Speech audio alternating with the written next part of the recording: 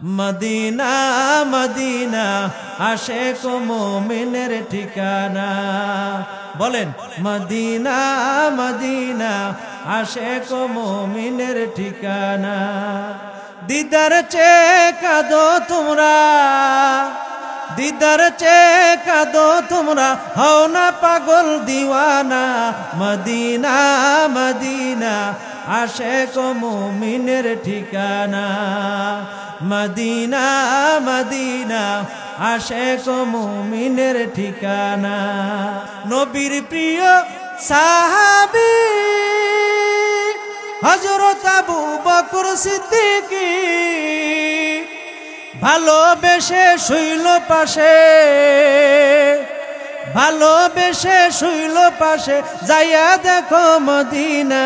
Medina Medina আশিক মুমিনের ঠিকানা। মদিনা মদিনা আশিক মুমিনের ঠিকানা। দিদার চেয়ে কাঁদো তোমরা, দিদার চেয়ে কাঁদো তোমরা, হও না পাগল দিওয়ানা। মদিনা মদিনা মদিনা মদিনা আশিক মুমিনের ঠিকানা।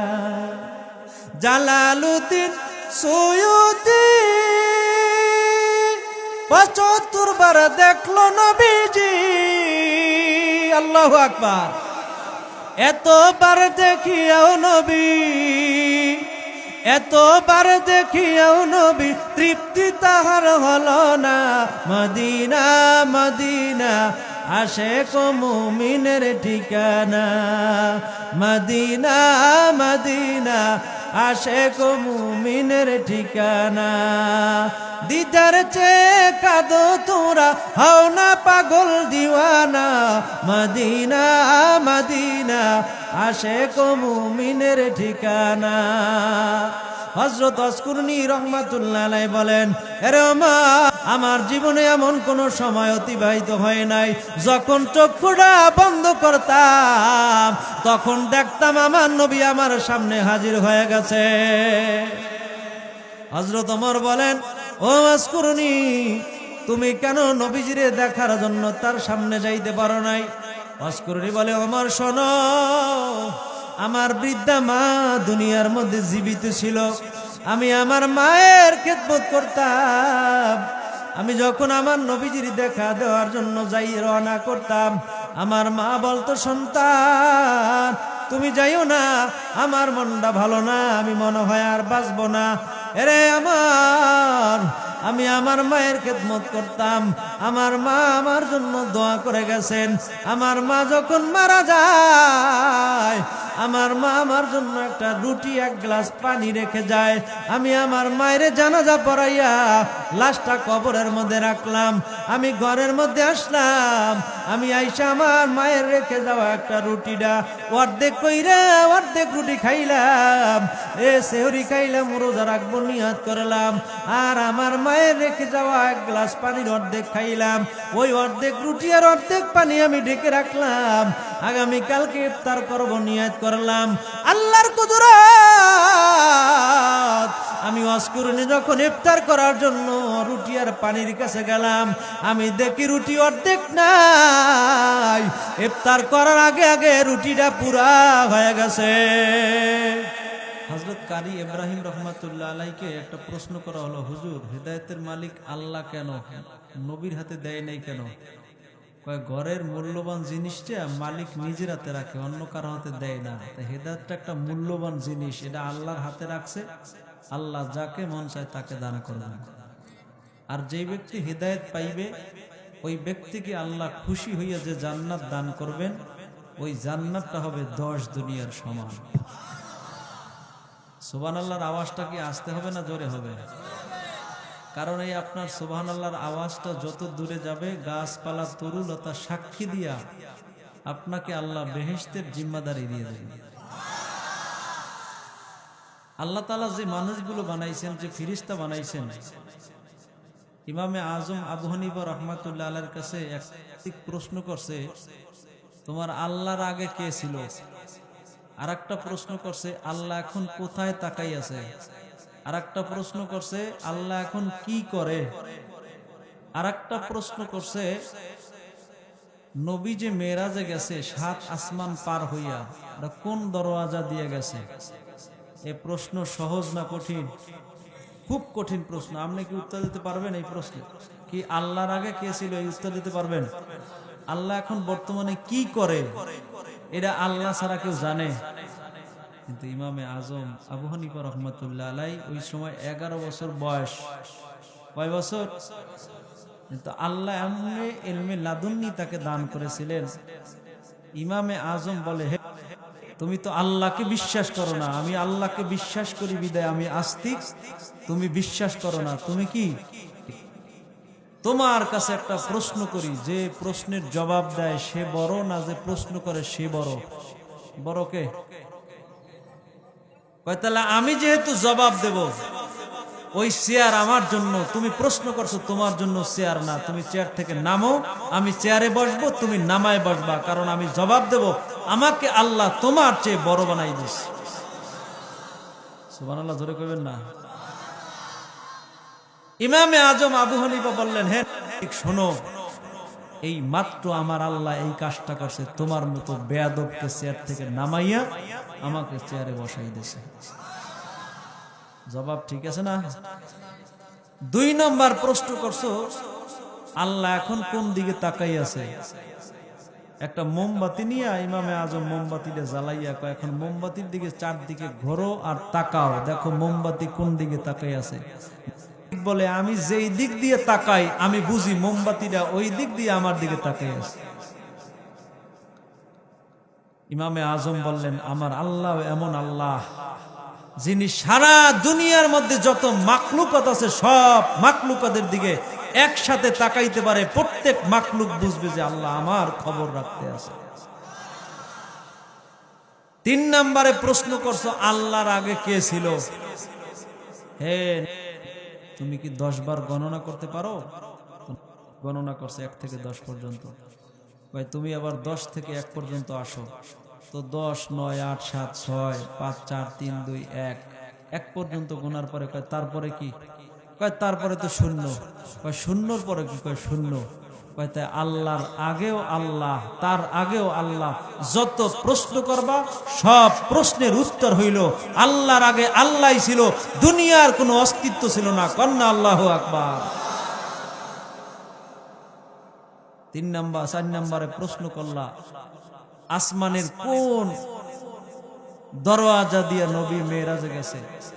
একটা ডিমওয়ালা বাচ্চাওয়ালা ডিম কানের কাছে নিয়ে দেখে চিউ চিউ আওয়াজ দেয়। কেমন আল্লাহ! ডিমটা এখন পর্যন্ত ছিদ্র হইল না, ডিমের মধ্যে আল্লাহ রুহু ঢুকাইয়া একটা বাচ্চা তৈরি করে বাচ্চার আওয়াজটা কানের মধ্যে পর্যন্ত আনলো, কিন্তু এখন পর্যন্ত ছিদ্র হয় নাই। ওই আল্লাহ কবরে গেলে বান্দাকে আযাব দিতে পারবে কি পারবে না? পারবে।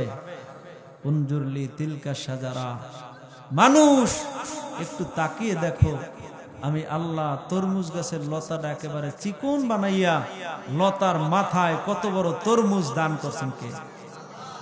আচ্ছা, আল্লাহকে আল্লাহ বইয়া ডাক দিতে শরম লাগে? একটু জোরে ডাক দেন না আল্লাহ। মাশাআল্লাহ, আর একটু জোরে ডাক দেন আল্লাহ। তরমুজ গাছের গোড়ায় তো লাল আবরণ নাই, কিন্তু তরমুজের মধ্যে লাল রং আসেনি, তরমুজের মধ্যে মিঠা আসেনি, স্বাদ আসেনি, রং আসেনি। ঢুকাইছেন কে? একটু চিন্তা করে দেখছেন?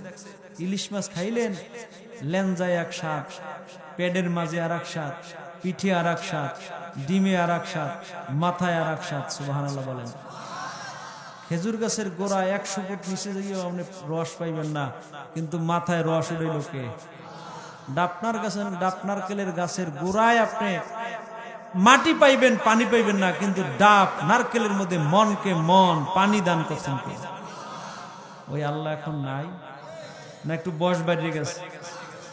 বরং ওই আল্লাহ এখনো আছেন, যেই আল্লাহ মুমিন বান্দার ইন্তেকালের পরে তার কবরকে জান্নাতের বাগান বানিয়ে দিতে পারে। এই জন্য রাসূল আকরাম সাল্লাল্লাহু আলাইহি সাল্লাম যখন মেরাজে রওনা করলেন, তখন নবীজি যেই বোরাকের পিঠে সওয়ার হইলেন ওই বোরাকটা কদম দিয়া এক কদমে 270 মাইল গেছে।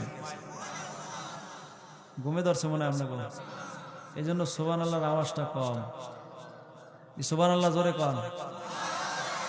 চিন্তা করতে আছে কোন সময় খিচুড়ি পাক করছে কেন আবার নষ্ট হয়ে যায়, রাত বেশি হয়ে যায়। রিজিকের মালিক কে? আল্লাহ। রিজিকের মালিক যদি আল্লাহ হয়, আপনি ইচ্ছায় আল্লাহ যদি না খাওয়ায় কি খাইতে পারবেন? এক পাগলা কয় আল্লাহ খাওয়ায় কেমনে, আমি নিজে দেখবো আল্লাহ কেমনে খাওয়ায়, আমি খাবো না। এরকম পাগল সমাজে আছে না নাই? হ্যাঁ কয় আমি দল করি, আমি ব্যবসা করি, চাকরি করি, ওই টাকা দিয়ে না আমি কামাই করে খাই, কিসের আল্লাহ খাওয়ায়? তা পাগলায় বিরিয়ানি পাক করে লইয়ে বই রয়েছে, খায় না, হ্যাঁ রে আল্লাহ খাওয়াইবে। তিনজন সর্বহারা সদস্য রাস্তা দিয়ে যায়। সর্বহারা বোঝেন তো, যারে ধরে সর্বশেষ করে ছাড়ে, এটার নাম হলো সর্বহারা। বিরিয়ানির ঘেরান পাইয়া ওই পাগলার কাছে গেছে, যাই দেহে পাগলায় লইয়ে বইয়ে রয়েছে, খায় না। এর মুখে খাওয়ান উড়েই দেয়। ডাকাতের মধ্যে একদলে কয় তা আমরা খাই, ওই যখন খায় না। আর এক পাগলা কয় না, আগে খাওয়া যাইবে না, যদি খাওয়ানোর সাথে 20-30 মিয়াই থাকে তাই তো আমাকে খাওয়াইয়ে মারবে, ও কিন্তু আমাদের চেয়েও চালাক। আর এক পাগলা কয় তোরে আগে খাওয়াইয়া যদি দেখি মরছে তাইলে আমরা আর খাবো না। হেরে খাওয়াই দেয়, হে খাইবে না। খাইবে না কেন? খাওয়াইবে কেনা? আর একটাই বলে ওই এমনি এমনি খাইবে না, ওই যে মোষ পিঠে পাঁচই নেছে না, ওই দেখো এটা দে, যেই 4-5টা বাড়ি দিছে ও খায়। আর কয় আল্লাহ খাওয়াইলে মাইরও খাওয়ায়, খাওয়ানো খাওয়ায়। আসলে খাওয়ায় কেডা? সমাজে বেতাল্যে মানুষদের অভাব নাই, আছে। গেল রমজানের ঈদের আগে একটা ঘটনা শুনলাম। এখন তো অনেক আছে পোলাপান আমার রসুলের সুন্নাত ভালো না, খেলোয়াড়ের পোশাক পরে, আছে না নাই? বানুরি পাড়া গেলাম ওয়াজ করতে, দেখলাম যে মসজিদের সাথে টাকাটা নাইছে। কি সুবহানাল্লাহ কইবেন আমরা? কোন পর্যায়ে গেছে? লাস্টে ঈদ করবে, একটা জামা কিনছে, দেখা যায় জামা যেই দিয়ে কেনে ওই দিয়ে আর একজনে কিনছে। যেই জামাটা কেনে ওই জামাটা আর একজনে কিনছে। এখন আর স্টাইলে মেলে না, নিউ স্টাইলের পায় না। এতটা বুদ্ধি করি আমি একটা নিজে জামা বানাই।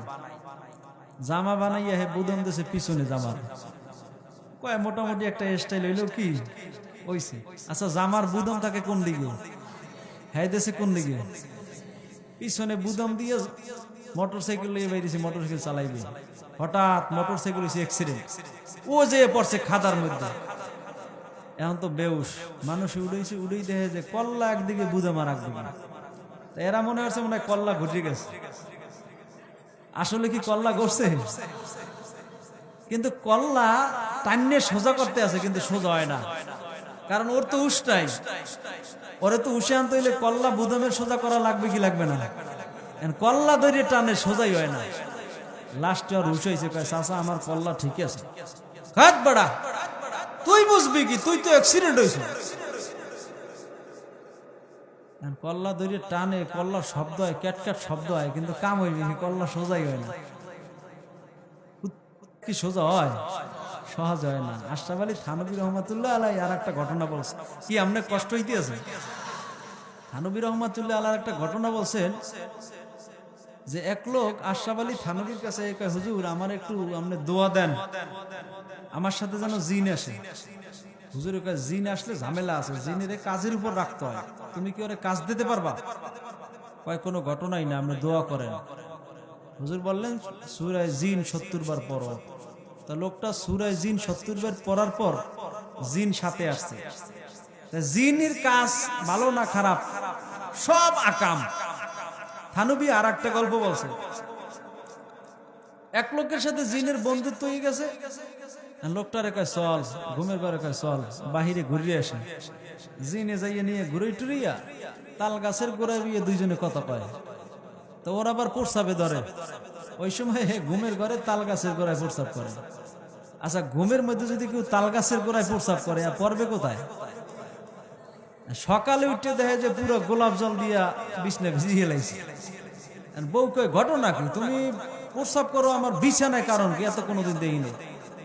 মোরে বন্ধু লইয়ে গেছে, আমি তো করছি তাল গাছের গোড়ায়, কিন্তু আমি তো বুঝদারি নিয়ে যে জায়গায় পড়বে। এই কয়েকদিন আগে খেলা গেছে, এক পোলায় বাপের লাগ ঘুমাইছে। বাপের কোক পাশাই মারছে লাথি। বাপে যে পেট চাপতে দিলে ঘটনা কি, আমি তো প্লান্টিকে শট মারছি। ওই যে স্বপ্নে দেখছে গোল মারতে আছে, পড়ছে কোন জায়গায়? বাপের গায়ে। তা বাপে লাথিটা খাওয়া স্বাভাবিক, কারণ এই মোবাইল করে যে খেলা দেয় কিনে দিছে কেডা? তা লাথি খাইবে কি আর একজনে?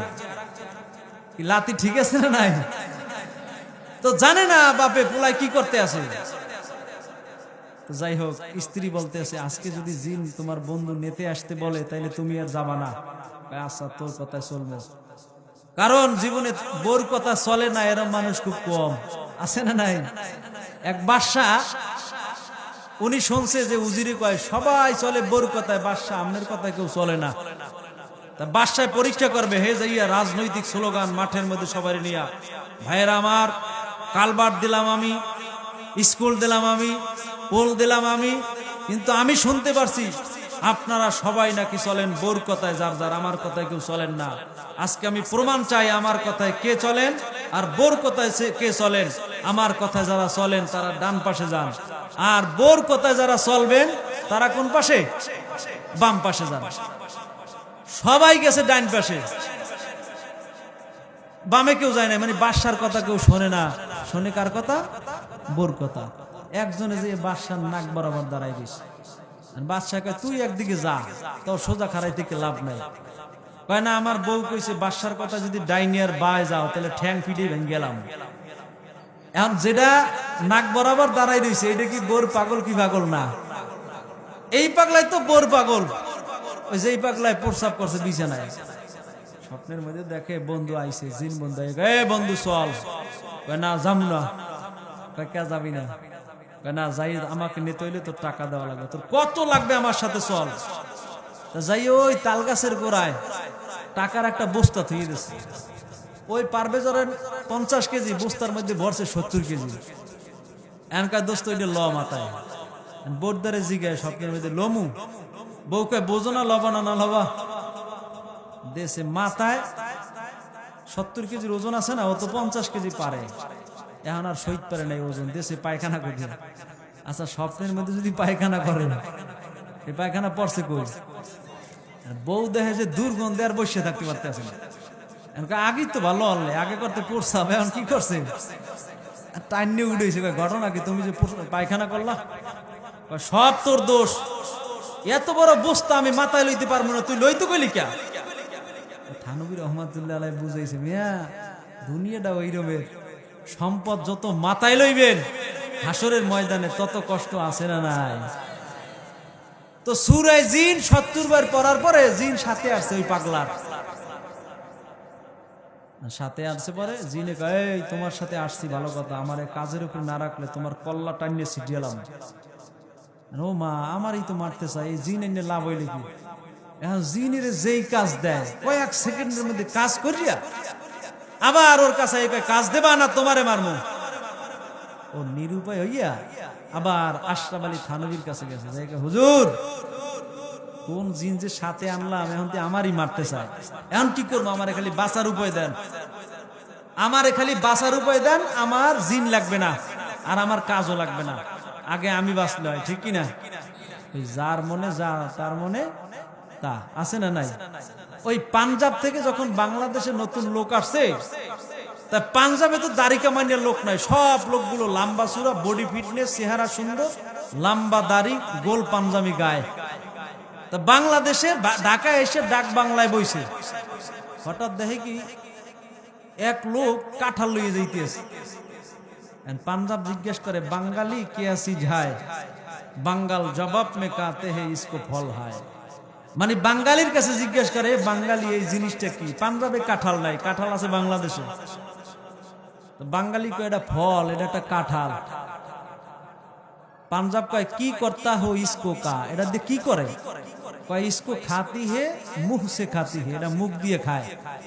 কয় তা কেমনে খায়? কয় কাঁঠালটা একটু ফাঁক করিয়া মুখটা কাঁঠালের মধ্যে ঢুকেই তারপর খায়।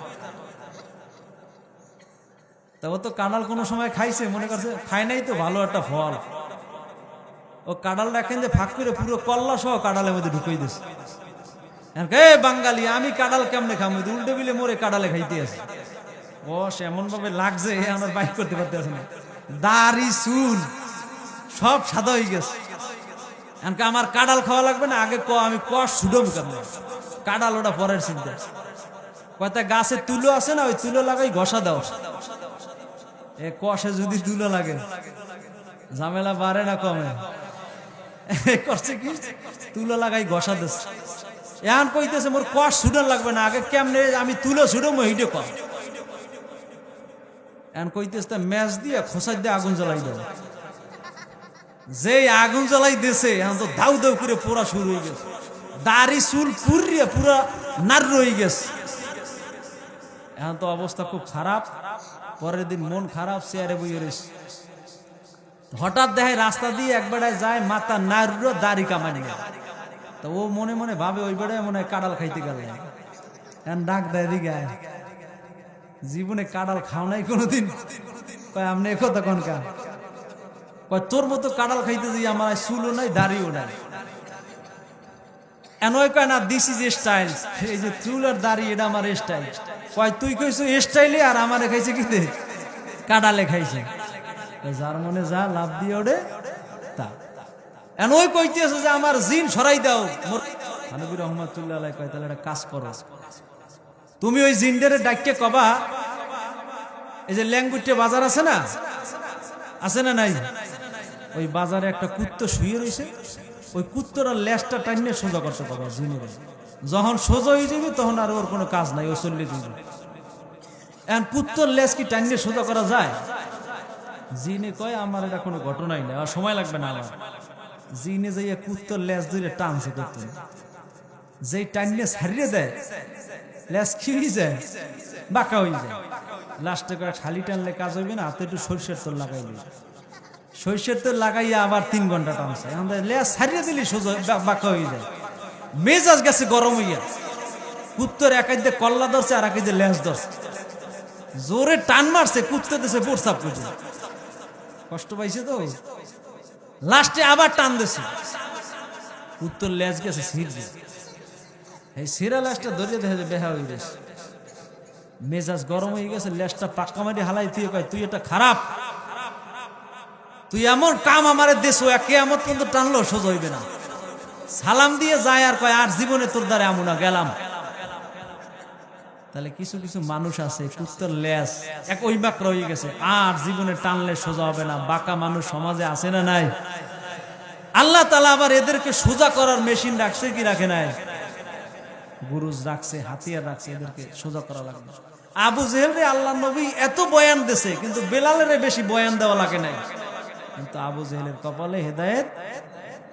বরং আবু জেহেল নবীজিরে কূপের মধ্যে ফালাবার জন্য কত চেষ্টা করছে জানেন?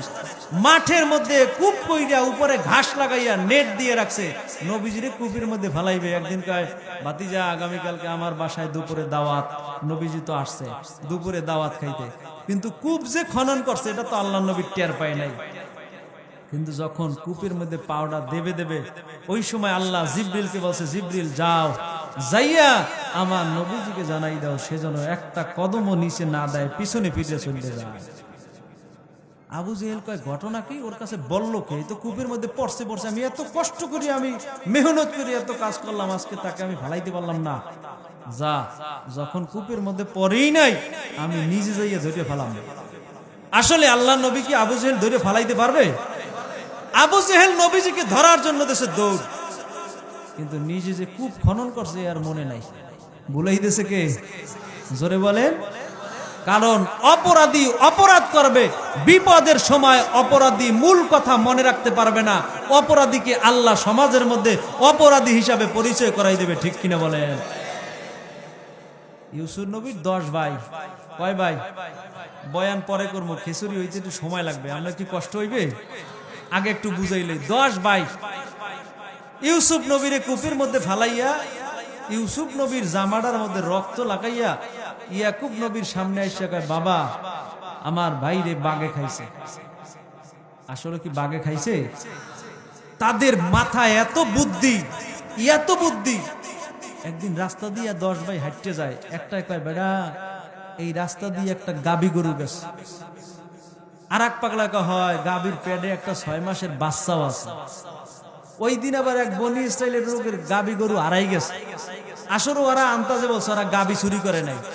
ওই গাবির মালিক যখন শুনছে যে এরা কইতেছে গাবি গরুর পেটে বাচ্চা আছে, আর একটা ওটার একটা চোখ কানা, আর ওনার গরুর চোখও কানা।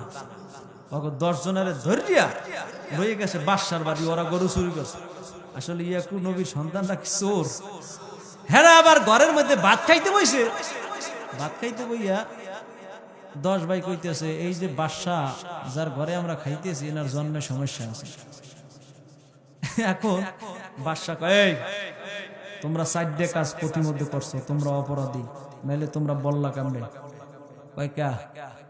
তোমরা যে বলছো এই রাস্তা দিয়ে একটা গাবি গরু গেছে, যে গাবি চরে নেছে যার গরু, এই তো আমার দ্বারা নালিশ দিছে। তোমরা যদি না দেখতা তাইলে বললা কেমনে? কয় আমরা আন্দাজে কইছি। সুবহানাল্লাহ কোন আন্দাজে কইলি হইবে? এর মধ্যে আবার আরেকজনে কইছে চৌক একটা কানা, হের গরুর গাবির একটা চোখ কানা, আর একটা পেটের মধ্যে বাচ্চা আছে, আর ওই গাবিটার পেটের মধ্যে কি আছে? বাচ্চা আছে। আর এক পাগলায় যে কইছে এই বাদশার জন্মে সমস্যা আছে, এটা আবার বাদশা শুনছে। কিন্তু ইয়াকুব নবীর ছেলে তো কিছু কইতে পারে নাই। যদি ধরা খায় চোর, এ তো তাক লাগাই রয়েছে যে ইচ্ছা মতো বানাইবে। লাস্টে কি করছে? আন্দাজে কেমনে কইরা? বাদশা তোমার মাথায় জ্ঞান কম, আল্লাহ আমাদের মাথায় জ্ঞান বেশি দান করছে। সুবহানাল্লাহ। মেয়া নেককার পরেশগার ইমানদার ব্যক্তিকে মধ্যে জ্ঞান দান করে কে? এক বাদশা রাস্তা দিয়ে যায়, তো যাওয়ার সময় দেখে একটা বড় পুকুর। এখন উজিরের কয় কদ এই পুকুরে কয় বালতি পানি আছে? কঠিন প্রশ্ন না?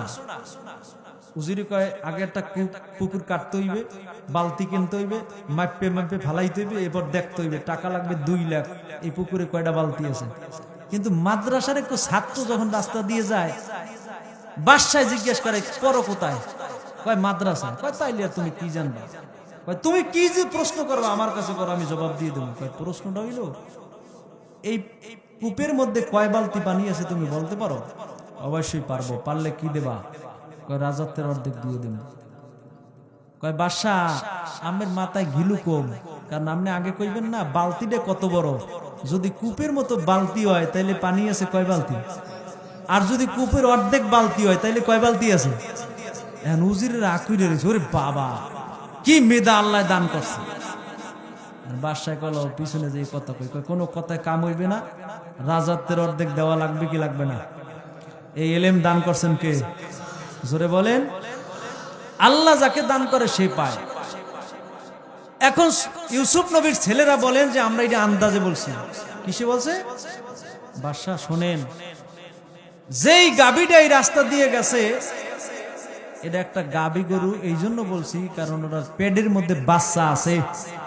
এই বাচ্চা থাকার কারণে সামনের পাও 2টার চেয়ে পিছনের পাও 2টা মাটির মধ্যে কাদার মধ্যে বেশি গাড়ছে। বলদ গরু হইলে সমান থাকতো, গাবি আছে বিদায় বাচ্চা পিছনে থাকে, এই জন্য বাচ্চাটা থাকার কারণে পাও 2টা বেশি নিচে গেছে। সুবহানাল্লাহ। বাদশায় চিনতে পড়ে গেছে, ওরে বাপ রে বাপ কি মেধা আল্লাহ দান করছে। আচ্ছা বুঝলাম, নালে গাবি গরু গেছে, কিন্তু গরুটা কানা এইটা বুঝলা কেমন? হয় রাস্তার 2 পাশে ঘাস আছে, কিন্তু ওই খাইছে এক পাশে। তার মানে কি এক পাশে যখন খাইছে আর একটা চোখ কানা। যদি গরুর অভ্যাস হলে 2 পাশে খাইবে, কিন্তু ও এক পাশে খাইছে যেহেতু ওর চোখ কি আসলে দেখে যে গরুর চোখ কানা। আচ্ছা যে জন্মে সমস্যা বললা বাদশার, এটা বললা কেমন? হয় আমরা বাদশার মেহমান, আমরা খাই বারিন্দে বইয়া, বাদশা খাই ঘরে বইয়া। তা এর জন্মে সমস্যা আছে না নাই? বাদশা 10 জনের ছাড়িয়ে দিছে। আচ্ছা এত মেধা যার, কিন্তু ইউসুফ নবীর কূপের মধ্যে ফালাইয়া জামায় রক্ত লাগাইয়া ইয়াকুব নবীর সামনে আইসা নাটকে কান্না করে আর কয় বাবা আমার ভাইরে বাগে খাইয়ে ফালাইছে। আল্লাহর নবী ইয়াকুব আবার জুব্বাটা হাতের মধ্যে নিয়ে দেখে, যদি গায়ে থাকা অবস্থায় বাগে খায় ইউসুফ রে, তাইলে জুব্বা কি আনাম থাকবে না সেরা থাকবে? জুব্বাটা হাতের মধ্যে নিয়ে কয় ওরে বাঘ, আমার সন্তান ইউসুফরে খাইলি কিন্তু জামাটাও ছিললি না, তার মানে ওরা অপরাধী, ওদেরকে ধরা পড়তেই হবে। আল্লাহ এই জন্য জামাটা যে সিরিয়াল হইতে হইবে এইটা মনে নাই, ভুলাইয়া দিছে কে? কারণ অপরাধী। কারণ কি? ওই যে আবু জেহেল দৌড় মারছে আল্লাহ নবীর কূপের মধ্যে ফালাইবে, পারে নাই, নিজে দৌড় মারিয়া ভুললে গেছে যে কূপ করছে, নিজেই যেয়ে পড়ছে কূপের মধ্যে। এত চিল্লায় আমারে বাঁচাও বাঁচাও বাঁচাও, কাজ হইবে না। 3 দিন পর্যন্ত কূপের মধ্যে ছিল। 3 দিন পরে আবু জেহেলের এক শাগরেদ লাইট মেরে দেখে যে আবু জেহেলের অবস্থা খুব খারাপ। কিতাবের মধ্যে আসছে আবু জেহেল তার শাগরেদকে বলে, তোমরা রশি নিয়ে আসো, আমি রশি ধরে তারপর বাইয়ে বাইয়ে উঠবো। তো রশি ধরে বাইয়ে বাইয়ে উঠাইতেছে। কত দূর ওঠার পরে 40 ফুট গভীর, তো 1 ফুট বাকি আছে, কেবল উঠবে উঠবে উপরে।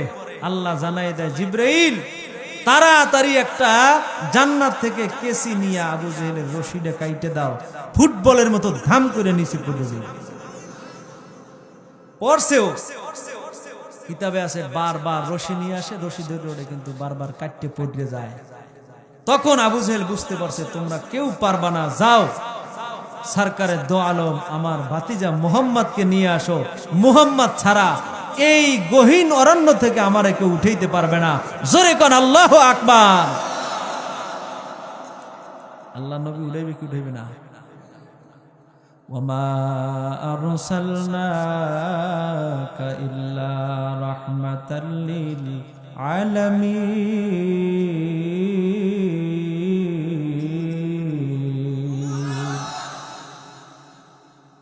আল্লাহ নবী যখন কূপের মধ্যে হাত বাড়াইলেন, নবীর হাত 40 ফুট লম্বা হয়ে গেছে। হাত দইরা আবু জেহেলে উঠাইয়া দেখে হাত পাও ভাঙ্গা। চাচা এই অবস্থা কেন?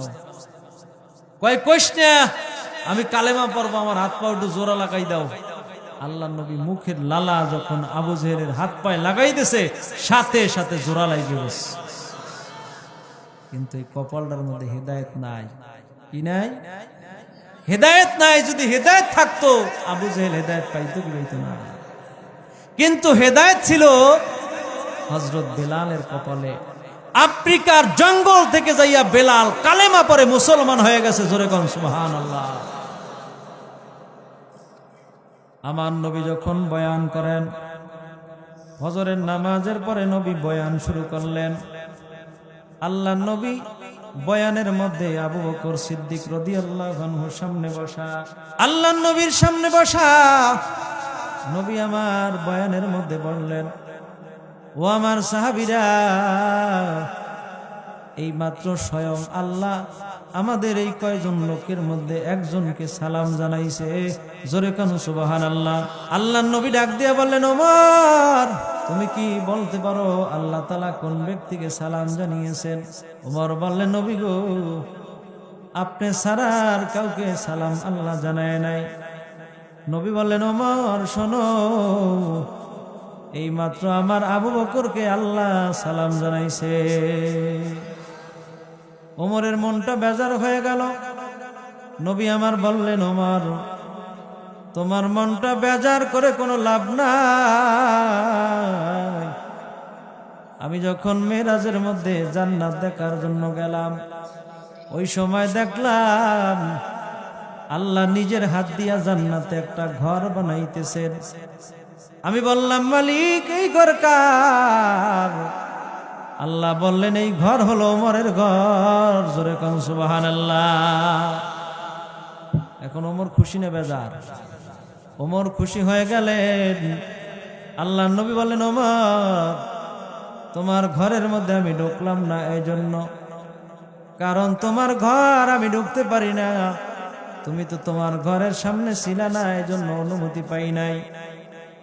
নবী আমার এই কথা বলার পর হযরত ওমর বললেন, নবী গো, আমার ঘর আর আপনার ঘর সমান। হযরত ওমর খুশি হয়ে গেলেন, ওসমান বেজার। নবী আমার বললেন, ওসমান শোনো, জান্নাতের মধ্যে প্রত্যেক নবীর জন্য একজন বন্ধু থাকবে। কুল্লু নাবিয়্যিন রাফিকুন ফিল জান্নাহ ওয়া রাফিকু ফিহা ওসমান ইবনে আফফান। ওরে আমার, মুসা নবীর একজন বন্ধু থাকবে, ঈসা নবীর একজন বন্ধু থাকবে। মুসা নবীর যিনি বন্ধু থাকবে তিনি হলেন একজন কসাই। জোরে কোন সুবহানাল্লাহ। এ মুসলমান, মুসা নবী একদিন আল্লাহর কাছে তুর পাহাড়ে যেয়ে প্রশ্ন করলেন, ওগো আল্লাহ, জান্নাতের মধ্যে প্রত্যেক নবীর বন্ধু থাকবে একজন, আমার বন্ধু কে থাকবে আমার একটু শুনাইয়া দাও। কয় তুমি অমুক বাজারে যাও, বাজারে গিয়ে দেখবে একটা কসাই গোস্ত বিক্রি করে, ওই কসাই তোমার কাছে জান্নাতের মধ্যে থাকবে। মুসা নবী চলিয়া গেল বাজারে, যাইয়া দেখে একজন কসাই গোস্ত বিক্রি করে।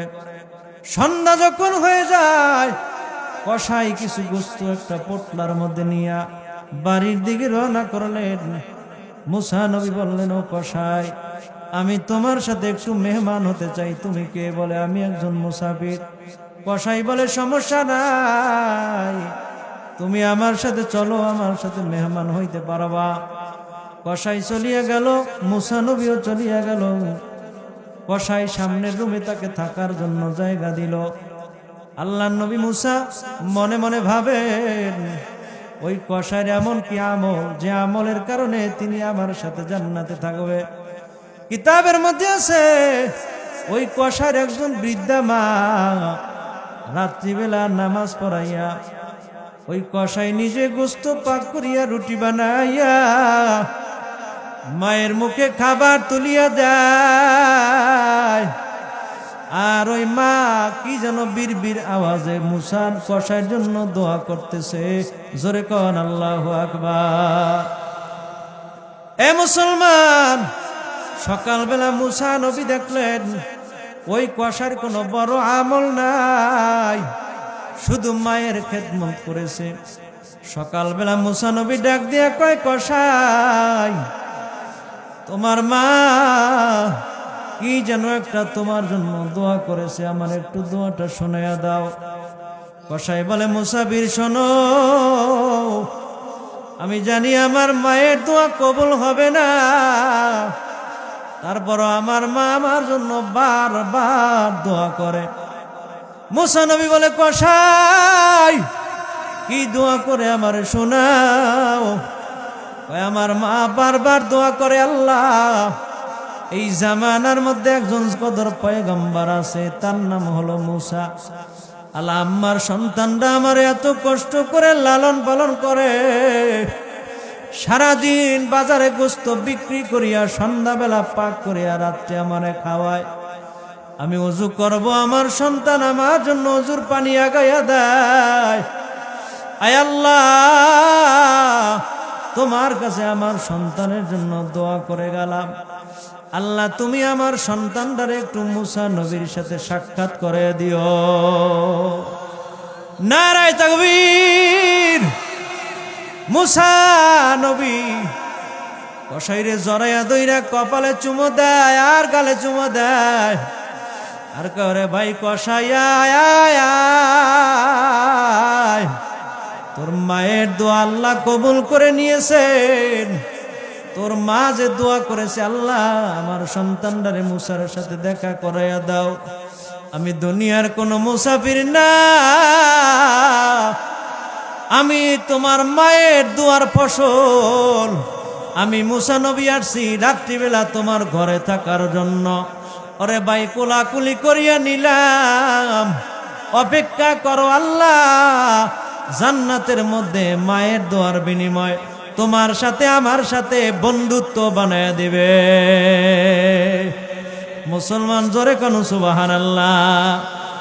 এ মুসলমান, মা বাবার দোয়া এরকম। কিতাবের মধ্যে আছে, রাইফেলের গুল্লি যদি মিস হয়ে যায়, মা বাবার দোয়া কোনোদিন মিস হয় না। আল্লাহ সুলাইমান নবীরে বললেন, সুলাইমান নবী, তুমি তোমার খাদেম আসেমকে নিয়ে নদীর পারে যাইও, দেখবা ওই নদীর মধ্যে আমি আল্লাহর অলৌকিক দৃশ্য আছে। সুলাইমান নবী খাদেমকে নিয়ে রওনা করলেন, যাইয়া খাদেম আসেমকে সহ নদীর মধ্যে ডুব দিলেন। গভীরে যাইতে যাইতে দেখে সমুদ্রের মাঝখানে বিশাল বড় একটা বিল্ডিং। ওই বিল্ডিং এর 4টা দরওয়াজা, কাচের গ্লাসের তৈরি বিল্ডিং, 4টা দরজা। আল্লাহর কুদরত, দরজাগুলো খোলা, কিন্তু একটা দরওয়াজা দিয়েও পানি ভিতরে প্রবেশ করে না। এ মুসলমান, জোরে বলবেন, এই খেলা কার?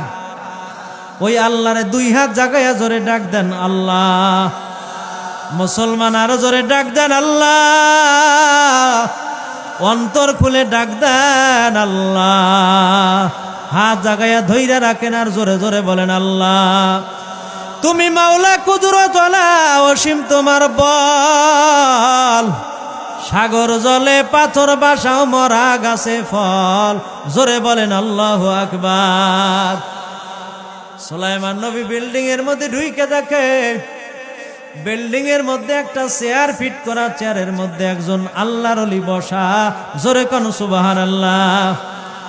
আল্লাহর ওলির হাতের মধ্যে তাসবিহ, সামনে একটা গাছ লাগানো আছে, গাছের মধ্যে ফল। একটা ফল ছেড়ে আর খায়, আর একটা ফল তৈরি হয়ে যায়। সুলাইমান নবী ডাক দিয়া বলে, যুবক, তুমি এই নদীর মধ্যে গ্লাসের তৈরি বিল্ডিং এ কত বছর বসবাস করো? ওই লোকটা বলে, সুলাইমান নবী শুনো, একদিন দুই দিন নয়, 450 বছর পর্যন্ত আমি এই নদীর মধ্যে গ্লাসের তৈরি বিল্ডিং এ আল্লাহর নেয়ামত জান্নাতের ফল খাই, আর আমি মাওলার জিকির করি। জোরে কোন আল্লাহু আকবার। নারায়ে তাকবীর। সুলাইমান নবী বলে, যুবক, তুমি 450 বছর পর্যন্ত কাচের তৈরি বিল্ডিং এর মধ্যে থাকো, বলো তুমি এই নেয়ামত কেমনে পেয়েছো, তুমি আমারে শোনাও। ওই লোক ডাক দিয়া বলে, সুলাইমান নবী, আমি যখন দুনিয়ায় ছিলাম, আমি আমার মায়ের খেদমত করতাম। আমি আমার মানুষের বাড়ি কাজ কইরা কইরা খাবার নিয়ে আমি আর মায়েরে খাওয়াইয়া দিতাম। আমি আমার বাবারে খাওয়াইতাম। আমার বাবা মা ইন্তেকালের আগে আগে আমার কাছে দোয়া করে গেছেন, আল্লাহ আমার সন্তানদারে তুমি নিরাপদ একটা জায়গার ব্যবস্থা করে দিও, যেই জায়গার মধ্যে দুনিয়ার কোনো মানুষের ঝামেলা নাই, কোনো ডিস্টার্ব নাই। আমার সন্তানের হায়াত বাড়াইয়া দিও। আমার সন্তান ওই জায়গায় বসে তোমার ইবাদত করবে, জান্নাতের খাবার খাইবে। ও সুলাইমান নবী শোনো, আল্লাহ তাআলা আমার মা বাবার দোয়ার বিনিময়ে আমার হায়াত 450 বছর দান করছে। ও সুলাইমান নবী, আমি খাবারের চিন্তা করি না। আল্লাহ তাআলা রব্বুল ইজ্জত আমারে খাবার দেওয়ার জন্য জান্নাতের মধ্য থেকে একটা একটা খাবার পাঠায়া দেয়। আমি যখন এই গাছ থেকে ফলটা সিরিয়া সিরিয়া খাই, আমি দেখি আর একটা ফল সৃষ্টি হয়ে গেছে। আরে মুসলমান, মায়ের দোয়া কাজে লাগে কি লাগে না? আমার নবীর একজন সাহাবীর মর্যাদা পেয়েছিলেন, তার নাম হলো ওয়াইস আল কুরনি রহমাতুল্লাহ আলাইহি। আল্লাহ নবী ইন্তেকালের আগে আগে আল্লাহ নবী হযরত ওমর রাদিয়াল্লাহু আনহুকে বললেন, ওমর, ওই ইয়ামেন দেশের মধ্যে আমার একজন ভক্ত আছে, তার নাম হলো ওয়াইস কুরনি। ওরে ওমর, আমি যখন দুনিয়া থেকে বিদায় নিয়ে যাব, আমার এই জুব্বা পাগড়ি আবু বকর, ওমর, ওসমান, আলী কেউ পাইবে না। আরে ওমর, আমার পাগড়ি মোবারক, আমার জুব্বা মোবারক পাইবে ইয়ামেনের ওয়াইস কুরনি। জোরে কোন সুবহানাল্লাহ। হযরত ওমর বললেন, ও নবী আমার, হযরত ওয়াইস কুরনি আপনার জুব্বা পাইবে কেন? কয়, যাইয়া দেখবা ওয়াইস কুরনির দর্শন। আল্লাহ নবী ইন্তেকালের পরে হযরত ওমর পাগড়ি জুব্বা নিয়ে ইয়েমেনের দিকে রওনা করলেন। যাইয়া দেখে পাহাড়ের পাদদেশে একটা কুড়ের মধ্যে একটা ঘর। ওই ঘরের মধ্যে ওয়াইস কুরনি বসবাস করে রাসূলের প্রেমে।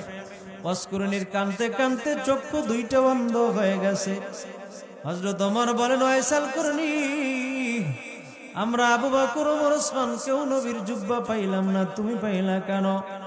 ওয়াইস কুরনি বলে, ওমর, আমার মুখের দিকে তাকায় দেখো, আমি যখন শুনলাম আমার নবী উহুদের ময়দানে দন্ত মুবারক শহীদ করিয়া ফেলাইছে, ওই দিন আমি শোনার পর আমি হাতের মধ্যে পাথর নিয়ে আমার দাঁতের উপরে আঘাত করা শুরু করলাম।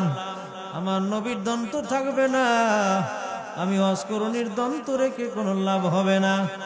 ও আমার, আমি ওই দিন আমার একটা দন্ত শহীদ করিয়া ফেলাইলাম।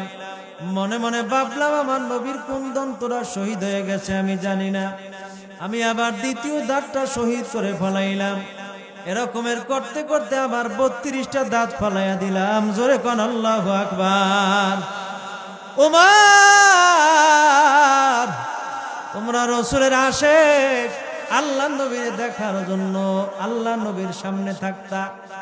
আমি অস্কুরুনি আল্লাহ নবীর যদিও প্র্যাকটিক্যালে দেখি নাই।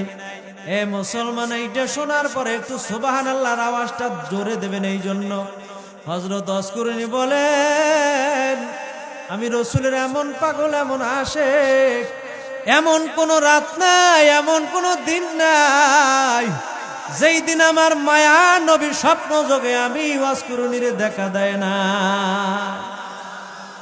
মদিনা মদিনা আশিক মুমিনের ঠিকানা। বলেন, মদিনা মদিনা আশিক মুমিনের ঠিকানা। দিদার চেয়ে কাঁদো তোমরা, দিদার চেয়ে কাঁদো তোমরা, হও না পাগল দিওয়ানা। মদিনা মদিনা আশিক মুমিনের ঠিকানা। মদিনা মদিনা আশিক মুমিনের ঠিকানা। খারাপ লাগে? দুই হাত জাগান, জাগায় গান আর হাতে নাড়া দেন। মদিনা মদিনা আশিক মুমিনের ঠিকানা। মদিনা মদিনা আশিক মুমিনের ঠিকানা। নবীর প্রিয় সাহাবী হযরত আবু বকর সিদ্দিক ভালোবেসে শুইল পাশে, ভালোবেসে শুইল পাশে। যাইয়া দেখো মদিনা মদিনা মদিনা আশিক মুমিনের ঠিকানা। মদিনা মদিনা আশিক মুমিনের ঠিকানা। দিদার চেয়ে কাঁদো তোমরা, দিদার চেয়ে কাঁদো তোমরা, হও না পাগল দিওয়ানা। মদিনা মদিনা মদিনা মদিনা আশিক মুমিনের ঠিকানা। জালালউদ্দিন সুয়ুতি 75 বার দেখলো নবীজি। আল্লাহু আকবার। এতবার দেখিয়াও নবী, এতবার দেখিয়াও নবী, তৃপ্তি তাহার হলো না। মদিনা মদিনা আশিক মুমিনের ঠিকানা।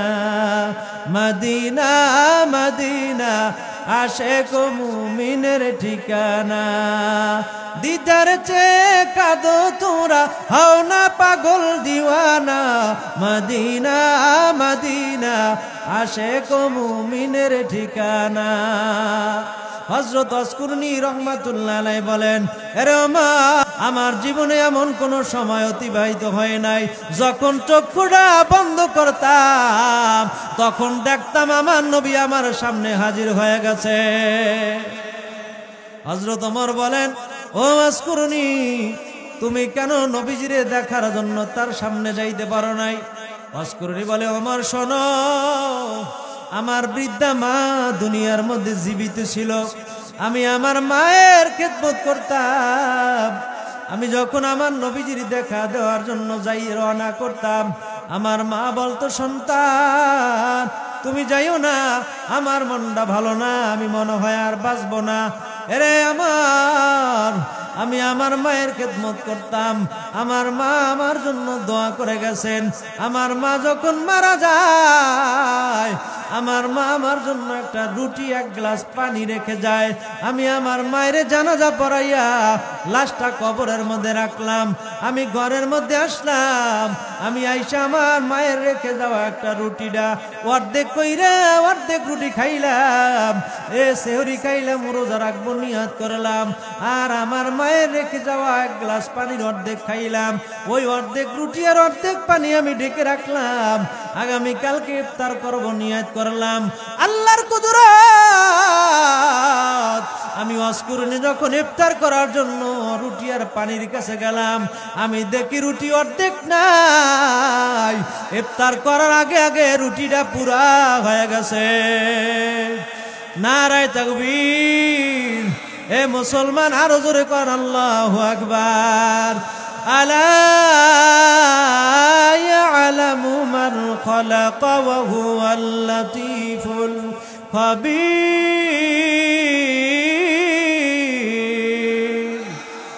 হয় নাই তাকবীরের আওয়াজ। মুসলমানের সামনে আল্লাহর কোরআন পড়লে মুসলমানের ঈমান বাড়বে না কমবে? জোরে বলেন। এ মুসলমান, যদি ঈমান বেড়ে যায় আমি আর একটা আয়াত পড়ব, 2 হাত জায়গায় তাকবীর দিবেন। পারা যাবে কি যাবে না? ওয়া হুয়াল গফুরুল ওয়াদুদু যুল আরশিল মাজিদ।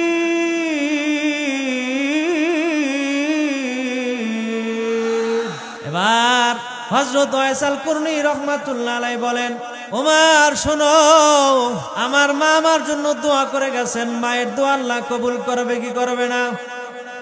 আরে মুসলমান, ওয়াইস কুরনি রাহমাতুল্লাহ আলাইহির মা দোয়া করে গেছেন, আল্লাহ আমার ওয়াইস কুরনি যতদিন দুনিয়ায় বাঁচবেন, আমার ওয়াইস কুরনি তুমি রিজিকের সংকটে ফালাবা না, গায়বী মদদ থেকে তুমি রিজিকের ব্যবস্থা করে দাও।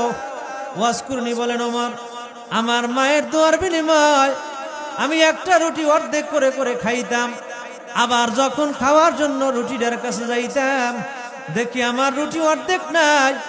আমার মায়ের দোয়ার বিনিময় আল্লাহ আমার রুটিটারে আনা বানায়া দিছে। ওই আল্লাহ এখন আছে না নাই? জোরে বলেন, আছে না নাই? ওয়াইস কুরনি রাহমাতুল্লাহ আলাইহি বলেন, আমি আমার মায়ের দোয়ার বিনিময় একটা রুটি আর 1 গ্লাস পানি দিয়ে একদিন 2 দিন নয় 30 বছর পর্যন্ত খাইলাম, আজও পর্যন্ত রুটিটা নাম আমার সামনে হাজির। আল্লাহর বান্দা, মায়ের দোয়া কামে লাগে কি লাগে না? এক মা এক সন্তানকে লালন পালন করে আর নিয়াত করে, আল্লাহ আমার সন্তানটা বড় আলেম বানাবো, আমার সন্তানটারে মুফতি মুফাসসির মাওলানা বানাবো, কিন্তু সন্তান নষ্ট হয়ে গেছে, এখন আর ভালো নাই। ওই সন্তান মায়ের কথা মতো চলে না, গাঁজা খায়, মদ খায়, ইয়াবা খায়, নাউজুবিল্লাহ বলেন। হাসান বসরি রাহমাতুল্লাহ আলাইহির সময় মুসলমান মায়ের দোয়াটা কেমনে কবুল হয়? মনটা নরম করিয়া ঘটনাটা শুনবেন আর চোখের পানি ফেলাইয়া কান্না করবেন। হাসান বসরির কাছে ওই ছেলের মা চলিয়ে গেল, ও হাসান, আল্লাহ আমার একটা সন্তান দান করেছে, আজকে আমার সন্তান আমার কথা শোনে না, রাত্রিবেলা মদ খাইয়া মাতাল অবস্থায় পড়ে থাকে। ওরে হাসান, তুমি যাও আমার সন্তানটারে একটু বুঝাও, কালেমা পড়াও। আমার সন্তান যদি এই অবস্থায় মারা যায়, আমার সন্তান জাহান্নামের আগুনে জ্বলবে। আমি মায়ের মনে মানবে না। হাসান বসরি, তুমি একটু আমার সন্তানের কাছে চলিয়া যাও। হাসান বসরি যে ছেলেটারে বুঝায়, ও যুবক, আমার নবী বলেছেন যারা জুয়ান কালে ইবাদত করে, সাবাতুন ইয়াযিল্লুহুমুল্লাহ ফি জিল্লিহি ইয়াওমা আশাবুন নাশা ইবাদাতিল্লাহ। যে যুবক কালে ইবাদত কইরা আল্লাহরে পাইয়া কবরে যায়, আল্লাহ ওই যুবককে নিজের হাত দিয়া 500 বছর খানা খাওয়াইয়া দিবে। জোরে কোন সুবহানাল্লাহ। ও যুবক, কালেমা পড়ো, তওবা করো, গায়ে শক্তি আছে এখন আর হাসান বসরিরে জমা দেয় না। একটা ধাক্কা মাইরা হাসান বসরিরে সরাইয়া দিছে। যৌবনের তাড়নায় এখন আর কেউ রে কিছু মনে করে না। হাসান বসরি মনে কষ্ট নিয়ে বাড়ি যায়। হঠাৎ ছেলেটা অসুস্থ হয়ে পড়ছে। মা সন্তানের পাশে বইয়া কান্দে আর কয়, মা সন্তান, তুই যদি এই অবস্থায় মারা যাও, জাহান্নামের আগুন ধাউ ধাউ করিয়া তোর কবরে জ্বলবে। আল্লাহ তোরে মাফ করবে না, করবে না। হাসান বসরি রাহমাতুল্লাহ আলাইহিকে তুই বিতাড়িত করিয়া দিলি, অপমান করলি। ছেলেটা ডাক দেয়া কয়, মা তুমি যাও হাসান বসরির নিয়ে আসো, আমি মনে হয় আর বাঁচবো না। মায়ের মনে মানে না, মা দৌড়ায় যায় কয় হাসান বসরি, আমার সন্তানরা এখন তওবা করবে, তুমি আসো, আমার সন্তানরা একটু তওবা করাইয়া দাও। হাসান বসরি কয় তোমার সন্তান আমারে ধাক্কা মাইরা সরাইয়া দিল, আমি ওর তওবা করাইতে যাব না। মা মনে ব্যথা নিয়ে ছেলেটার পাশে আইয়া কান্দে আর কয় ও যুবক ছেলে, হাসান বসরি যখন তোরে তওবা করাইবে না, আল্লাহ মনে হয় তোরে মাফ করাবে না। ছেলেটা কান্দে আর কয় মা গো, আমি মারা গেলে আমার কবরে আগুন জ্বলবে, এই জন্য দুনিয়ার কবরে আমার লাশটা রাখবা না, আমার লাশটা আগুনে পোড়াইয়া ফেলাইও, কারণ আমার কবরে যদি জাহান্নামের আগুন জ্বলে, আমার এই আগুনের তাপে কবরওয়ালারাও আযাব পাইবে, কষ্ট পাইবে, এই জন্য তুমি আমারে আগুনে জ্বালাইয়া দিও। ছেলের মা ছেলের পাশে বইয়া দোয়া করে, আল্লাহ আমার দোয়া তুমি বিফলে ফিরাইয়া দিও না, এই সন্তানটারে আমি 10 মাস গর্ভে ধারণ করলাম, ছেলে অসুস্থ হইয়া গেলে আমি মা ওর মাথার পাশে বইয়া বইয়া কাঁদতাম, আজকে আমার সন্তান মৃত্যুবরণ করবে, আমার সন্তান যদি জাহান্নামে যায় আমার মনে মানবে না। আয় আল্লাহ, আমি দোয়া করে গেলাম, আমার সন্তানের দোয়া আমার জন্য দোয়া কবুল করে নিও। আল্লাহ দোয়া কবুল করে গেছেন। ফেরেশতা পাঠায় কয় ফেরেশতা যাও যাও, ওই মায়ের দোয়া আমি বিফলে ফিরাইয়া দিলাম না, ওই যুবককে তুমি মৃত্যুর সময় তওবা করাইয়া দাও। ছেলেটা তওবা কবুল হয়ে গেল, মারা গেল, কিন্তু ছেলে যে তওবা করছে মা শোনে নাই, দেখে নাই। হাসান বসরি রাত্রিবেলা ছেলের ঘরের সামনে এসে ডাক দেয়, মা তোমার ছেলে কই?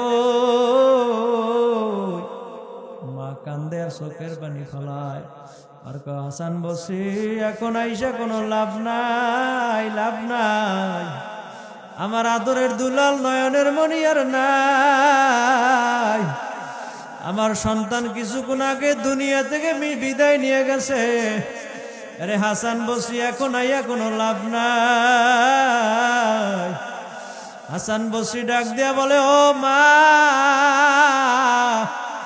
আমি রাত্রিবেলা ঘুমায়া গেলাম, ঘুমের ঘরে আমি দেখলাম একজন ফেরেশতা আমার সামনে আইসা কয়, হাসান বসরি, যেই যুবকটা তোরে অপমান করলো আজকে ওই যুবকটা মারা যাবে, ওর মায়ে দোয়া করছে, আমি দোয়া কবুল না করে পারি না। আরে হাসান যাও যাও যাও, ওই যুবক রে যাইয়া তুমি জানাজা পড়াও, গোসল দাও, তোমার হাত দিয়া লাশ কবরে রাখো, আমি আল্লাহ ওয়াদা দিলাম ওর মায়ের দোয়ার বিনিময়ে আমি আল্লাহ ওর জীবনের সব গুনাহ মাফ করাইয়া দিলাম। ও মা, আমি তোমার কথায় আসি নাই গো মা, আমার নবী স্বপ্ন যুগে আমারে পাঠাইয়া দিছে, জোরে কোন সুবহানাল্লাহ। আরে মুসলমান যারা বিপদগ্রস্ত, আমার নবী রওজার পাশ থেকে মাঝে মাঝে আইসা তাদের দেখা দেয়, জোরে কোন আল্লাহু আকবার। যেমনি ভাবে আমার নবীর নাতি হুসাইন রাদিয়াল্লাহু আনহু কারবালার ময়দানে গিয়েছিলেন, আর নবীর ফাতেমা রাদিয়াল্লাহু আনহা ওই সময় জীবিত নাই, তার সন্তানগুলো দুনিয়ার মধ্যে লালন পালন হইতেছে। হাসান হোসেন বড় বড় বিপদের সম্মুখীন হইয়া যায়। ওই দিন হোসাইনের একটা সন্তান, তার নাম ছিল আলী আসগর, সন্তানটা নিয়া ফোরাতের পারে চলিয়া যায়। হোসাইনের বিবি কয়, ও আমার প্রিয়তম স্বামী, আমার কলিজার টুকরো সন্তান আলী আসগর পানির জন্য তার জিহ্বা বের করিয়া দিছে। পানি নাই। আমি মা আমার ভিজা জিহ্বাটা তার মুখের মধ্যে দিলাম পানির ক্ষুধা নিবারণ করার জন্য। আমার জিহ্বাটাও শুকায় গেছে হোসাইন।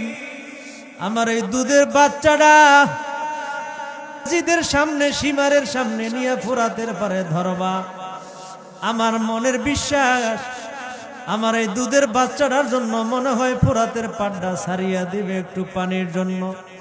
হোসাইন সন্তানদারে লইয়া বুকের উপর ধইরা ওই ফোরাতের পারে যাইয়া সন্তানদারে উঁচা কইরা দেখাইয়া সীমারদেরকে বলে, ও আমার নবীর দুশ্মনেরা, এইটা নবীর আওলাদ আজকে পানির পিপাসায় মারা যাওয়ার উপক্রম। আমি হোসাইনের পানি লাগবে না, আমার সন্তানটারে একটু পানি দিয়া বাঁচাও। সন্তান বুকের উপর নিয়ে মিনতি করতেছে, বেঈমানরা মানে না। ওই সীমার একটা তীর মারিয়া হোসাইনের সন্তান আলী আসগরের বুকের মধ্যে ঢুকাইয়া দিল, পিঠ দিয়া তীরটা বের হইয়া যায়। ওই রক্তগুলো বাইয়া বাইয়া যখন কারবালার ময়দানে পড়ে, হাতের মধ্যে রক্তগুলো নিয়ে হোসেন নিজের চেহারার মধ্যে মাকে আর কয়, নানা ভাই, তুমি যদি আজকে জীবিত থাকতা, আমার সন্তান আজকে কারবালার ময়দানে শহীদ হইতো না।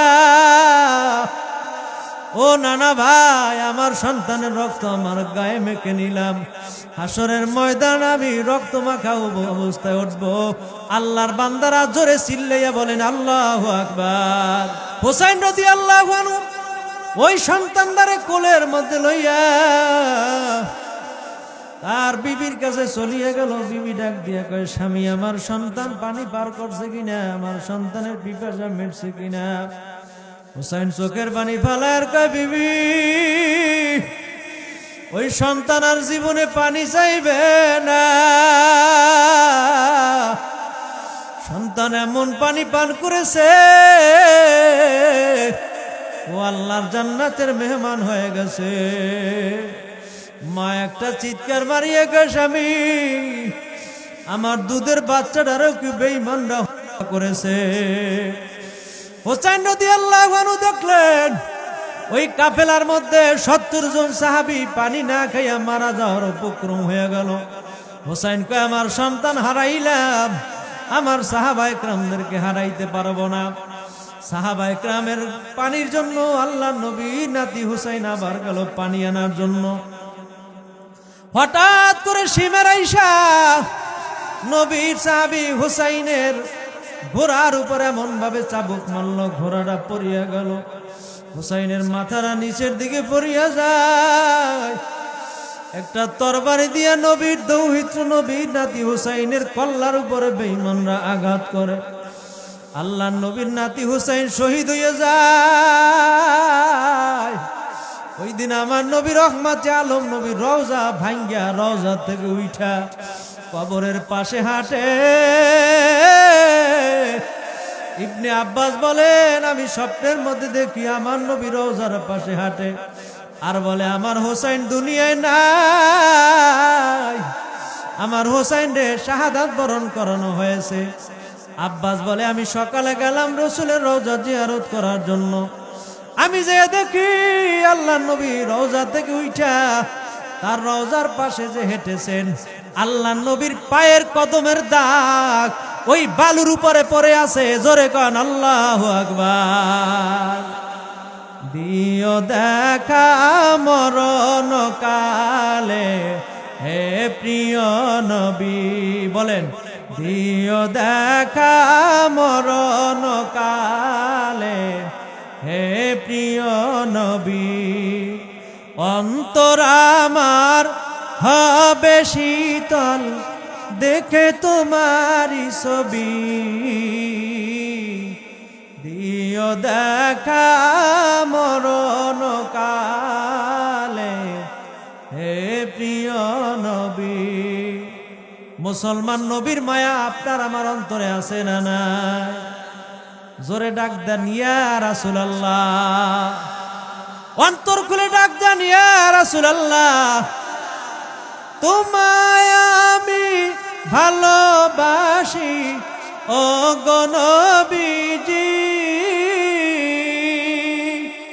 তোমায় ভালোবেসে আমি হতে চাই না জি, তোমায় পাবো বলে নবী রাত্রি দিন ভাবি, অন্তর আমার হবে শীতল দেখে তোমারি ছবি, দিও দেখা মরণ কালে হে প্রিয় নবী। আল্লাহু আকবার, আরো জোরে বলেন আল্লাহু আকবার। এবার আল্লাহ নবী রওজা থেকে উঠলেন, হাঁটতেছেন। উম্মে সালমা রাদিয়াল্লাহু আনহা বলেন, আমি রাত্রিবেলা স্বপ্নের মধ্যে দেখি আমার নবী আমার ঘরের সামনে আসছে, নবীজির চোখ বায়া বায়া পানি পড়েন, আল্লাহ নবীর চেহারা মলিন। আমি বললাম, নবী গো, আপনার চেহারা মলিন কেন, আপনার চোখ বায়া বায়া পানি পড়ে কেন? নবী আমার বললেন, সালমা শোনো, আমি এই মাত্র কারবালার ময়দান থেকে আসলাম, আমার নাতি হুসাইন নাই, আমার নাতিরে শাহাদাত বরণ করানো হয়েছে। যেই নাতিরে আমি ঘোড়া হইয়া আমার পিঠে সওয়ার কইরা ঘুরাইলাম, যেই নাতির খাবার ব্যবহার করার জন্য মানুষের বাড়ি কাজ করলাম, আজকে আমার নাতিরে শাহাদাত বরণ করানো হয়েছে। আজকে মনে রাখবা, ওই নবীর সুন্নাত যারা মানবে তারা গরিব হইতে পারে, তারা আমার নাতির সাথে জান্নাতে একত্রিত হইয়া উঠবে। এ মুসলমান, ঘটনা আমার মনে আছে। আল্লাহ নবী বললেন, ও সাহাবীরা, আমারে যে ভালোবাসবা আমার কাছে থাকবা। নবী বললেন, ওসমান, জান্নাতে সব নবীর একজন বন্ধু থাকবে, আমার বন্ধু থাকবে ওসমান। ওসমান খুশি হয়ে গেলেন, আলীর মনটা বেজার হয়ে গেল। নবী আমার বললেন, আলী, জান্নাতের মধ্যে আমার ঘরটা যেই জায়গায় থাকবে, তুমি ওসমানে আলীর ঘর আমার সামনে থাকবে, আমার জানালা দিয়ে তোমার দিকে তাকাবো, তোমারে দেখবো, তুমি আমার দিকে তাকাইলে আমারে দেখবা, আমরা দুইজন পাশাপাশি থাকবো। জোরে কন আল্লাহু আকবার। ওই দিন আল্লাহ নবীর দুইজন সাহাবী ছাদ ছাইয়ে তার পাশে বসা ছিল, মন খারাপ করে বসা আছে, কারণ তাদের সামনে তো নবী এখন পর্যন্ত কিছু কয় নাই। সুবহানাল্লাহ কইবেন না? এখন আর কি বলবে? আল্লাহ নবী ডাক দিলেন, ছাদ ছাইয়ে তোমরা মন বেজার করিও না, জান্নাতের মধ্যে সব নবীদের একজন করে খাদেম থাকবে, আমার খাদেম থাকবে দুইজন, তোমরা দুইজন আমার খাদেম হইয়া আমার দুই পাশে থাকবা। জোরে কোন আল্লাহু আকবার। এখন মন বেজার হইছে হযরত বেলালের সামনে কোনো কথা নাই। হযরত বেলাল রাদিয়াল্লাহু আনহু দূরে বসে আছে, দূরে বসে মনটা বেজার করে আছে। নবী আমার ডাক দিলেন, বেলাল, মনটা বেজার করিয়া দূরে বৈশা থেকে কোনো লাভ নাই। হযরত বেলাল বলেন, আমি সামনে বসে লাভ নাই। হযরত বেলালকে আল্লাহ নবী বললেন, রে বেলাল, তোমার সামনে আমি যেই কথাটা বলবো, কিয়ামত পর্যন্ত দুনিয়ায় যত আমার উম্মত থাকবে, উম্মতের জন্য একই কথা বলবো। জোরে কোন সুবহানাল্লাহ। এ বেলাল শুনো, দুনিয়ার মধ্যে যত উম্মত আমার কাছাকাছি থাকবে, তারা যেন আমার সুন্নাত মানে, তাইলে আমার কাছাকাছি থাকবে। আরে বেলাল, দূরে বসে লাভ নাই, আমার কাছে আসো, আমার কাছে যদি থাকতে পারো, পরকালে যাইয়া আমার কাছে থাকবা। জোরে কোন সুবহানাল্লাহ। বেলাল বলেন, হুজুর, আমি আপনার কাছে বইসা, আপনি জীবিত, কাছে বসতে আমি পারি, আমি কাছে বসতে পারি, কিয়ামত পর্যন্ত আপনার উম্মত আপনারে পাইবে না, আপনার কাছে তারা কেমনে বসবে? আল্লাহ নবী বললেন, বেলাল, যার মধ্যে আমার সুন্নাত থাকবে, হাসরের ময়দানে সে আমার কাছে থাকবে। জোরে কোন সুবহানাল্লাহ। আল্লাহ নবী ডাক দিয়া কয়, ও বেলাল, তোমার একটা ওসিয়ত করিয়া যাই, তুমি আমার সুন্নতে আঁকড়াইয়া ধরবা, তারাকতু ফিকুম আমরাইন লাং তাদিল্লু মা তামাসসাকতুম বিহিমা কিতাবাল্লাহি ওয়া সুন্নাত রাসূল। এখন বেলাল সুন্নাত মানে, কয়েকদিন পরে আল্লাহ নবী বেলালকে ডাক দিয়া কয়, বেলাল আমার কাছে বসো, আমার সুন্নাত মেনে তুমি কি পাইলা? কয়, হুজুর আমি 7 দিন 10 দিন পর্যন্ত না খাইয়া ক্ষুধার্ত অবস্থায় যখন আপনার দিকে তাকাই, আমার 7 দিনের ক্ষুধা নিবারণ হয়ে যায়। জোরে কোন আল্লাহু আকবার। নবী আমার বললেন, বেলাল এমন একদিন আসবে আমি দুনিয়ায় থাকবো না, তখন কার চেহারার দিকে তাকাবা? বেলাল কয়, হুজুর আমি টাকার জন্য মুসলমান হই নাই, বংশের জন্য মুসলমান হই নাই, আমি আফ্রিকার জঙ্গল থেকে আপনার কাছে আইসা মুসলমান হইলাম। হুজুর আপনি যদি আমার এই কথা বলেন আপনি দুনিয়ায় থাকবেন না, আমি বেলালের থেকেও কোনো লাভ হবে না। আমি পাগল পারা হইয়া আমি আবার আমার দেশে চলিয়ে যাব। হুজুর আপনার এই দেশে থাকবো না। কয়েকদিন পরে আমার নবী ইন্তেকাল করলেন। বেলাল পাগল পারা হইয়া জমিনের মধ্যে দৌড়ায় আর কান্দে আর চোখের পানি ফালায় আর বলে, আমার নবী নাই নাই, আমি বেলালের থেকেও কোনো লাভ নাই। আল্লাহ নবী যেই দিন ইন্তেকাল করলেন ওই দিন নবী যেই উটের পিঠে চড়তো, উটটা কান্না শুরু করলেন। আল্লাহ নবী হাতের মধ্যে যে লাঠি নিয়ে চলতো, লাঠিটা কান্না করত। আল্লাহ নবী ইন্তেকালের পরে ওপর পাগল পারা হইয়া হাতের মধ্যে তরবারি লইয়া ময়দানে দৌড়ায় আর কয়, ও সাহাবীরা আজকে যে বলবি আমার নবী নাই, তার কল্লাটা দ্বিখণ্ডিত করিয়া ফেলাবো। হযরত ওমর পাগল পারা হইয়া গেলেন, বেলালও পাগল পারা হইয়া গেলেন। উটটা একটা কূপের মধ্যে পইরা উটটা মারা গেল। আল্লাহ নবীর লাঠিটা পর্যন্ত কান্না শুরু করছে। সবাই কয়, এই লাঠির কান্না থামবে না, আল্লাহ নবীর সাথে রওজা পাকে দাফন করে দাও। জোরে কন আল্লাহু আকবার। হযরত বেলাল নবী আমার দাফন কইরা বেলাল নিজের জুব্বা পাগড়ি একটা ব্যাগের মধ্যে বইরা সিরিয়ার দিকে রওনা করলো, আর মদিনায় থাকবে না। আবু বকর ডাক দিয়া কয়, বেলাল তুমি যদি মদিনা ছেড়ে চলিয়া যাও এই মসজিদে আজান কে দিবে? বেলাল কয়, আবু বকর তোমার মায়া আমার মায়া এক না।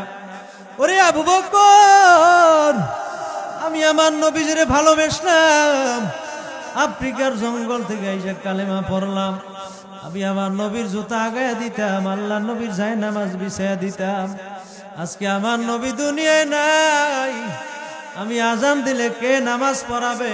আমি জায়নামাজের দিকে তাকাইয়া যদি দেখি আমার নবী নাই, আমার মনে মানবে না রে আবু বকর, আমি চলিয়া যাব, এই জায়গায় থাকবো না। বেলাল চলিয়া গেল সিরিয়া। আমার নবী এমন উম্মতের পাগল, হযরত বেলালকে দেখা দেওয়ার জন্য স্বপ্ন যোগে বেলালের বাড়ি চলিয়া গেছে। যাই কয়, বেলাল আমার সাহাবীরা আমার রওজার পাশে আইসা রওজা জিয়ারত করে দোয়া দুরূদ পড়ে, বেলাল তুই আও না কেন? বেলাল কয়, হুজুর আমি আপনার হাতে হাত দিয়ে কালেমা পড়লাম, মা বাবা সংসার ছাড়লাম, আজকে আপনি যখন চলিয়ে গেলেন আমিও চলিয়ে আসলাম, আজকে রাত্রে আমরা আপনার রওজার পাশে যাব। বেলাল চলিয়ে আসছে নবীর রওজার পাশে। আবু বকর যায় দেখে বেলাল কান্দে, আল্লাহ নবীর রওজা জিয়ারত করে। আবু বকর ডাক দিয়া কয়, বেলাল তুমি রওজায় আসো না, আমার নবীর রওজায় কি অবস্থায় আছে? ও বেলাল তোমার আজকে নিয়ে যাব আজান দেওয়ার জন্য। বেলাল কয়, আমি আজান দিব না। আবু বকর কয়, হাসান হোসেন বললে তো আজান দিবা, তুমি আজান দাও না, আমার নানা ভাই নামাজও পড়ায় না, তুমি আজান দেবা, আমার নানা ভাই নামাজ পড়াবে। বেলাল বলে, ও রাসূলের নাতি, আল্লাহর কসম আমি তোমাদের চেহারার দিকে তাকাইয়া আমি রাসূলের চেহারা দেখতে পাই। জোরে কোন আল্লাহু আকবার। এ মুসলমান, ওই বেলালের সাথে আমরা জান্নাতে কে কে যাইতে চাই?